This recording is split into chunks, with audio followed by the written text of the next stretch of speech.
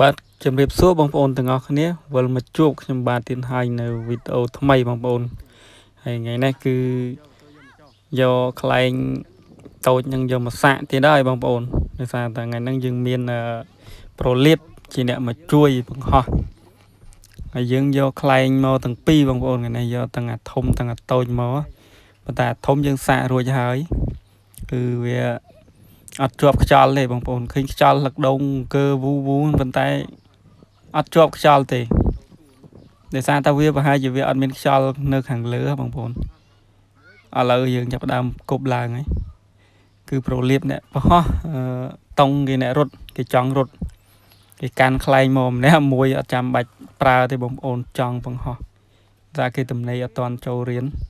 អញ្ចឹងគេចង់បង្ហោះហើយយកមកបង្ហោះប៉ុន្តែអត់ហោះទេបងប្អូនបើបង្ហោះថ្ងៃមុនគាត់បាននៅជាប់ខ្យល់ចងបានប្រហែលជាកន្លះម៉ោងទៅ1ម៉ោងថ្ងៃនេះលីងស្ញាញ់មកបងប្អូនឡើងទៅដល់លើធ្លាក់ឡើងដល់លើធ្លាក់តុងគេខំឲ្យខ្សែឲ្យអីដែរតែអត់ជាប់ហើយទៅក៏ធ្លាក់ទៅគឺអត់មានបានមើលខ្លែងហោះយូរទេបងប្អូនថ្ងៃនេះគឺគ្រាន់តែរត់ឈប់រត់ធ្លាក់ល្មមអត់មានបានចងទុកអង្គុយមើលទេបងប្អូនអើយថ្ងៃនេះហ៎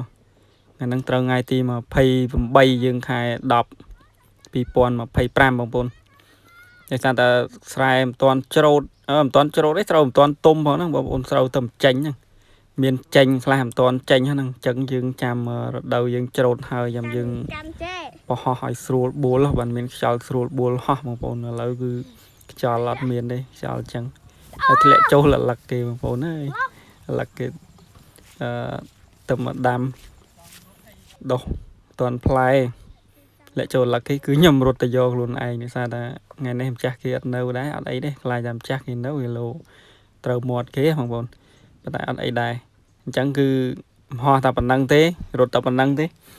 គឺមូខ្សែទុកហើយបងប្អូនអើយអត់មានខ្យល់លេងទេគឺមហោះ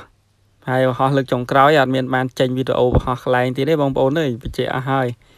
ដោយសារតែយើងអត់មានទី1យើងអត់មានទីរត់ទី2ខ្យល់អត់អំណោយផលឲ្យទេអត់មានរត់មិនតិចឲ្យជាប់ខ្យល់ទេអត់ក៏រត់ឲ្យឈប់ធ្លាក់មកអញ្ចឹងវីដេអូយើងក៏មានតែប៉ុណ្្នឹងដែរបងប្អូនអរគុណច្រើនជម្រាបលាជួបគ្នានៅរដូវច្រូតហើយឆ្នាំនឹងតិចទៀតจะដល់ពេលហើយបងប្អូនអរគុណច្រើនជម្រាបលាបានហើយបងប្អូនយើងសាទុកឲ្យបងប្អូនលើសារថាជួបគ្នាវីដេអូក្រោយបាយឲ្យជើងចេញមើលខ្យល់វារើឈៀកមកពីលិចជើងឈៀកលិចចឹងលើអរគុណច្រើនបងប្អូន